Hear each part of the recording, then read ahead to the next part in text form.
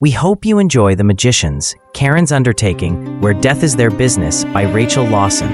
Into the office of Mortimer, the judge of the dead and king of the Grim Reapers, walked a nervous Grim Reaper. "What do you want, Dante?" the king asked. "You know my wife," said Dante. "Yes, Charon. She is a reaper who ferries the dead across the river Styx in the back entrance to this place." "I know her," Mortimer said. "Yes," said Dante, Mortimer's assistant. "How is she?" asked Mortimer, making small talk. "She wants to talk to you. Is it all right?" said Dante. "Of course," said Mortimer. Dante walked to the door and called her into the room. A female reaper walked into the room with a clipboard. "Oh, you have more paperwork for me, do you?" said Mortimer sadly. He hated paperwork. "No," said Charon. Mortimer's mood sparked up. "What's with the clipboard?" said Mortimer. "I have come for help," said Charon. "I'll help you if I can," said Mortimer. Charon put the clipboard in front of her boss. "What's this for?" said Mortimer, puzzled, looking at the papers clipped to it. "The paperwork," said Charon. "I see for what?" asked Mortimer. "I am starting a business, and I need help with it from experts," said Charon. "What sort of business?" asked Mortimer, getting worried. Looking at the papers again, it twigged. It was an inventory. "I'm a coroner. I can't help you there," Mortimer said vehemently. "So is your husband." "How would it look if the local coroner were driving a hearse?" Charon scoffed. "You don't have to drive the hearse. I will. I need you as a mortician," said Charon. "Me? A mortician? That's career suicide, even for the dead," said Mortimer nervously. "You want me to trade robes for rubber gloves? That's not reinvention, it's demotion." "Yes, mortician," Charon said, chuckling. "No, I can't. That is my final answer," shouted Mortimer. "You'll never catch me in your mortuary. Not alive. Not dead. Not even embalmed." A day later, in Charon's new business, two very human men stood looking at a corpse on a slab. "You change him," said a nervous coroner who was moonlighting as a mortician. "No, Blake," the other coroner, Dante said. "How about we play cards, and the loser changes him?" Blake, who was Mortimer in human form, said. "You are a stage magician," Dante pointed out. Blake flashed a forced and very fake smile. "We could flip a coin?" moaned Blake, knowing he would not accept that either. "I'm not playing corpse roulette with you, Blake. You drew the short shroud," said Dante firmly. "No, absolutely not. Not in this realm, not in the next. Not even if the corpse is royalty," said Blake, knowing he's going to end up with the job. "It's not royalty, it's a dentist, and he's starting to smell," Dante said and saw his wife enter the room. He walked over to her and he pecked her cheek. "You haven't changed him?" said Charon, frowning. She now looked like a human woman. "Blake is being stubborn," Dante said. "Remember your oath you made to me, Blake," said Charon, disappointed. "You can't hold me to it, not for this," said Blake. "You said you owed me your life and would do what I asked of you for saving your life," said Charon. "You swore it to me, Blake, not as a reaper, as a man." "I know, but you can't make me do this," said Blake, regretting his foolish oath-making. "I'll give you two some privacy," said Dante, leaving with Charon, as Blake looked horrified and distinctly green, watching the corpse and thinking about what he had to do. "You'd think he was an amateur at working with the dead the way he's acting," said Dante, thanking his lucky stars that he escaped doing his job. "He's not dead, he's just emotionally embalmed." Charon replied as they walked to the front desk, hearing the bell ring there. They meet an elderly and frail woman who is grieving. "Hello, dear. Welcome to Charon's Undertaking, where death is our business. I am Charon Drax, the owner. What can we do for you?" Charon said. "I am Mrs. Carlyle. I am here to buy a coffin for my husband. He's here," said the old woman. "Oh, the dentist. We have our best man looking after him now," said Charon. "Come, I'll show you our coffins for your inspection." "Thank you. I was going to ask if I could see him," the old woman said through her tears. They walked to the coffin display outside the room Blake was in. As they arrived, music started in the room where Blake was, leaking out into the coffin's display room. It made the widow feel worse. "Sorry, that's our mortician. He is a bit of a goth. My husband will deal with him," said Charon. "I will?" said Dante. "Yes," a frowning Charon said. Dante got the point. "I will," Dante said, and went into the room. "Why are you here?" asked Blake, chilling. after he changed the dentist. To fix you, said Dante, frowning. That was a quick change. We're necromancers. I used magic, Blake said, smiling happily. Turn it off, Blake. We have his grieving widow out there, said Dante. It's cool. I'm in another room. They can't hear the music, said Blake. They can, and it's distressing her, said Dante. How could Coldplay be distressing? Asked Blake, the devoted Coldplay fan. Honestly, do you think Fix You is appropriate music for here? Dante said. Fix You is a masterpiece. If I die again, I want it played at my funeral. Twice, Blake muttered. Turn it off, Blake, Dante snapped, or I will kill your phone. You wouldn't, Blake said. Try me, said Dante coldly. I give in, Blake said. Blake reluctantly turned off the music. Days later, in the morgue, a tall, handsome, and very human black-haired young man walked in and sniffed and walked up to a man on a slab, covered in a sheet, and uncovered the face. There you are, thought I smelt you. Is anyone home? Asked the man known as the necromancer. No? Okay, I'll get a coffee, said the necromancer, putting the sheet back on the face of the man, and he walked into the coroner's office to make a coffee. A man walked into the office and found the necromancer sitting, drinking his coffee. Hi, Lance, have you seen your dad? He's needed, said the man, in orderly. No, Jack, I'm waiting to see him too, said Lance, then taking a sip of his coffee. Jack stormed off, leaving Lance annoyed. Lance laughed. Not long later, he heard a noise in the morgue. He stood up, walking to the doorway, and saw the Reaper, Mortimer, stroll up to the man on the slab, remove the sheet, fold it neatly, and place it on a chair nearby. Then something decidedly odd happened. Mortimer touched the corpse, and Mortimer vanished. Then the corpse started to stir. The corpse sat up and got off the slab. Lance laughed. Panicking, the resurrection man turned to see who was laughing at him. Reflexively, he grabbed the sheet off the chair to cover his nakedness. Oh, it's only you psycho, grumbled the man. Why strip? Are you really trying to freak people out? Asked Lance. The clothes show on the sheet, moaned the embarrassed man. And, for the 100th time, I'm not a psycho, said Lance. Then why are you wanted as a serial killer? Asked the man in the sheet. I kill for fate, not myself. I am an avenging angel, said Lance, irritated. Welcome back to the land of the living, Dad. I notice you folding your shroud. You'll never change, Lance said to the man. Blake scoffed. There was a visitor in the morgue when you were dead, said Lance. Oh, who? Asked Blake curiously. Jack Taylor, said Lance. What did he want? Asked Blake, who was so cold he was shivering as it was a cold winter's day. I said I came to see you too. He didn't say he just stormed off when I said I hadn't seen you. Lance said. Okay, you seem to go. I want to get dressed. I have work to do, said Blake shortly. I saw too much of you, I'd say. Get dressed. You are looking a bit cold. I'll leave. Get back to your paperwork. I know you love it, Lance said, and left. Blake dressed again and sat down to do some paperwork. Death isn't the end. It's the paperwork afterward that kills you, moaned Blake as he sat doing his paperwork, which he hated. Blake put on a loop of The Scientist by Coldplay to listen to as he worked. Apparently he liked it a lot. Not long later, Dante returned to the morgue with some relatives of a dead resident, a victim of Lance, to identify. I'll show you the victim. She was a bit of a mess. We cleaned her up for you, said Dante as he led them into the morgue. Hearing the music blaring out of Blake's portable speaker, he grimaced. Wait here. I have to do something in the office, said Dante, storming into the office. Hi, Dante. Did you speak to Jack? He came when I was collecting a soul, Lance tells me, said Blake, thoroughly enjoying the music. Yes, turn off the noise. We have visitors, said Dante shortly. The dead can't hear it. They're in the afterlife. And it is not noise. It's the scientist, said Blake shortly. Whatever it is, it will distress our visitors. They are here to see a victim of the necromancer. They are upset enough as it is, Dante said. Blake turned down the music a little. No, turn it off, Blake, said Dante firmly. No, I'm listening to it, said Blake, trying to stand his ground. The visitors walked into the office. The wife was very upset by the music.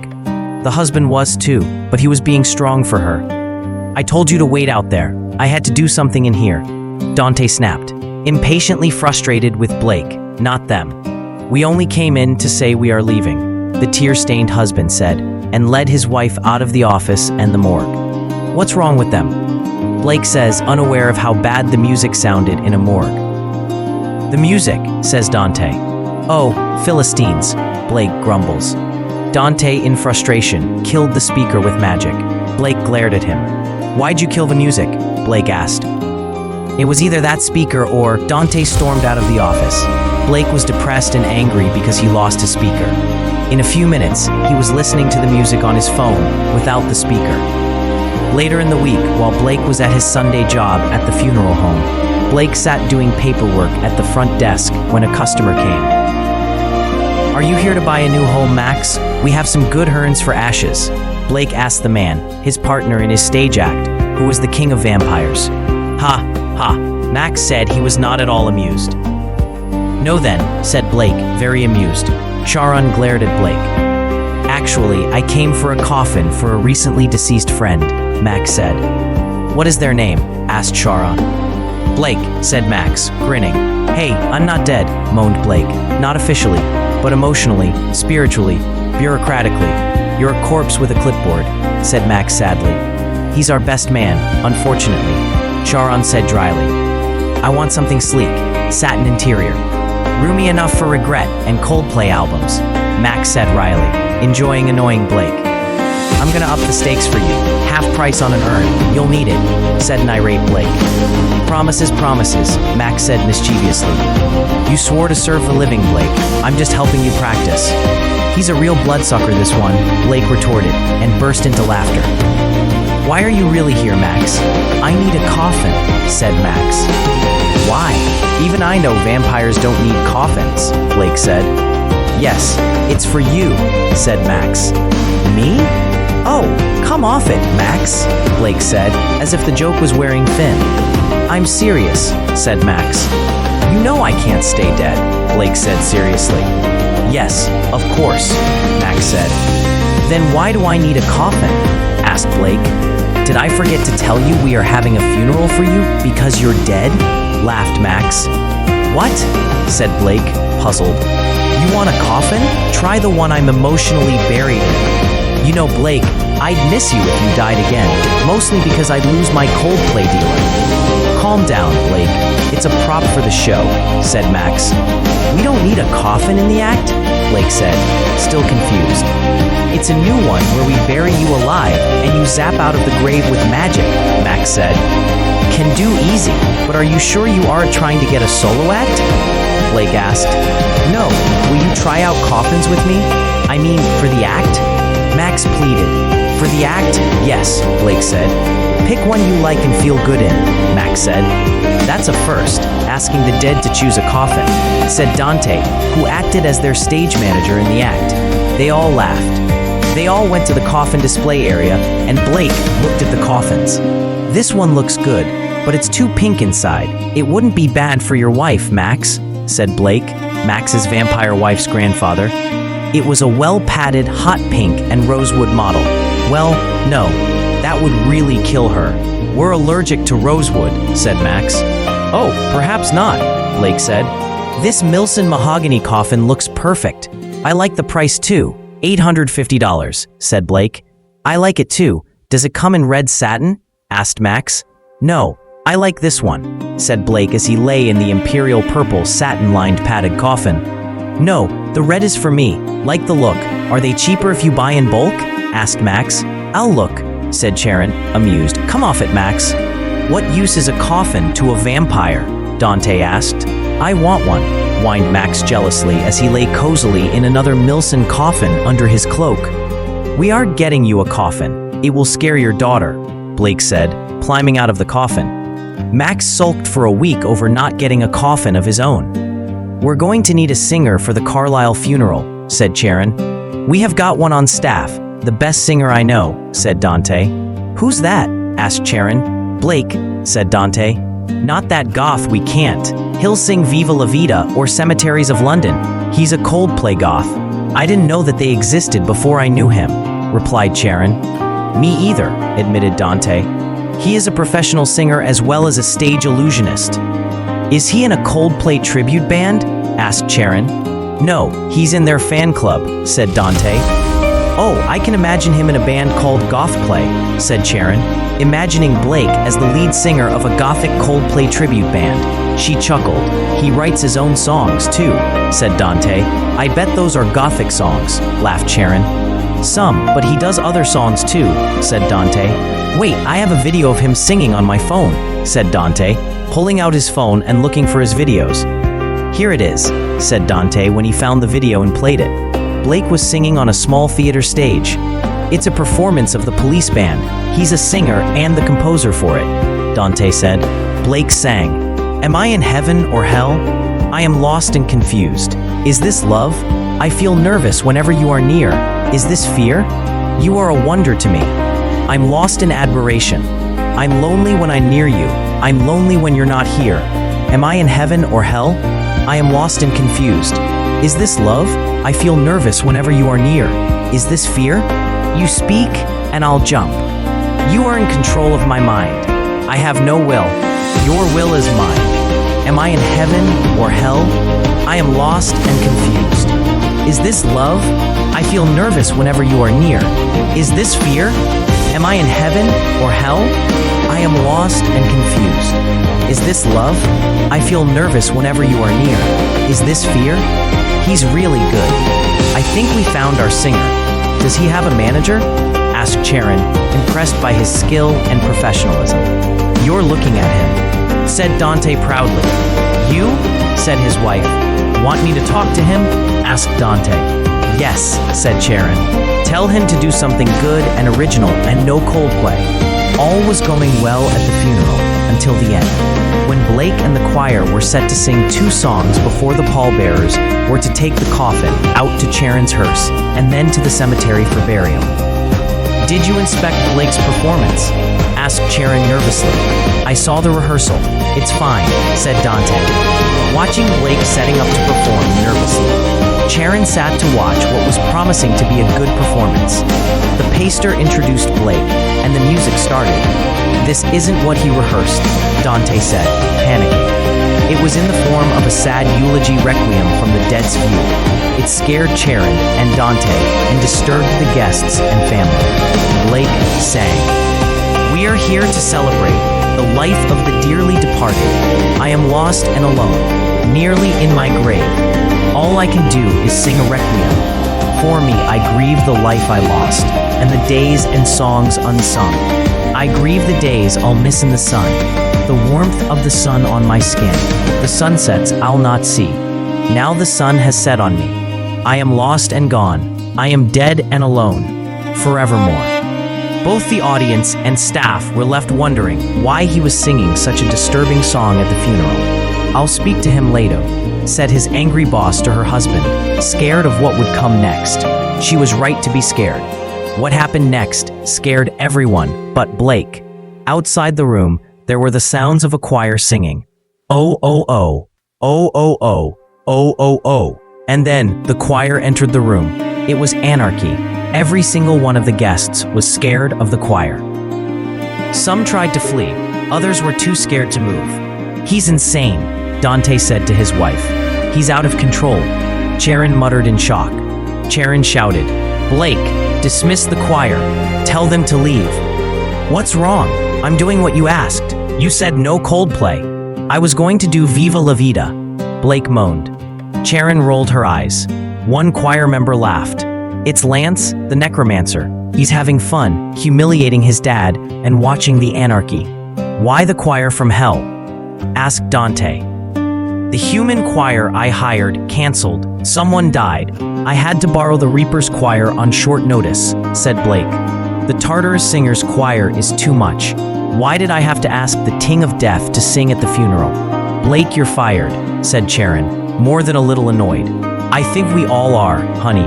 Blake has killed the business, Dante said, glaring at Blake, who was grinning most joyfully. It was what he wanted all along. And he had been working hard to be fired and the business to fold. He didn't want to work there, and he wanted to leave without breaking his word.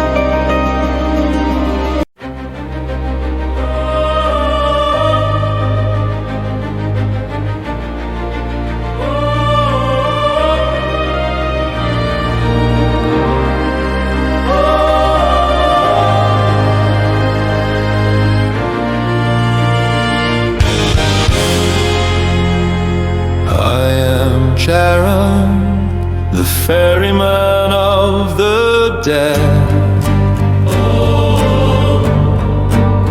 I sail the dead across the river Styx for eternity. I will take you on your last journey. All you have to do is pay your fee, 1 coin. I come for all, one day I'll come for you. I ride this river for eternity. My name is Charon, and I'm the ferryman of the dead. You need my help to reach the afterlife. I sail my boat across the river Styx for eternity. I ferry the dead to their new home in the underworld. My name is Charon. I am the ferryman of the dead. We sail on their last journey. I do it for a fee. They all have to give me a coin for their last trip. They come with me, no matter who or what they are, they come with me. I come for all, one day I'll come for you.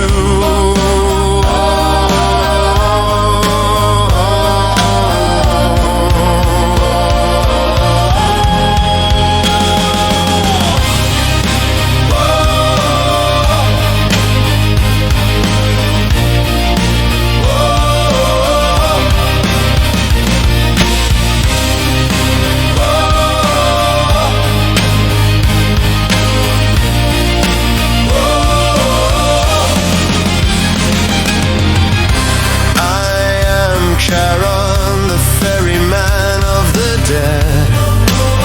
I sail the dead across the river Styx for eternity. I will take you on your last journey. All you have to do is pay your fee, 1 coin. I come for all, one day I'll come for you. I ride this river for eternity. My name is Charon, and I am the ferryman of the dead. You need my help to reach the afterlife. I sail my boat across the river Styx for eternity. I ferry the dead to their new home in the underworld. My name is Charon.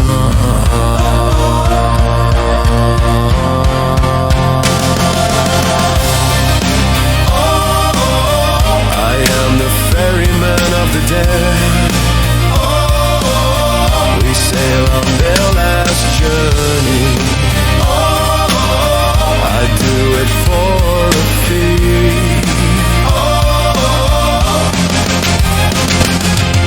They all have to give me a call for their last trip on with me. No matter who or what they are, they come with me. I come for all, one day I'll come for you.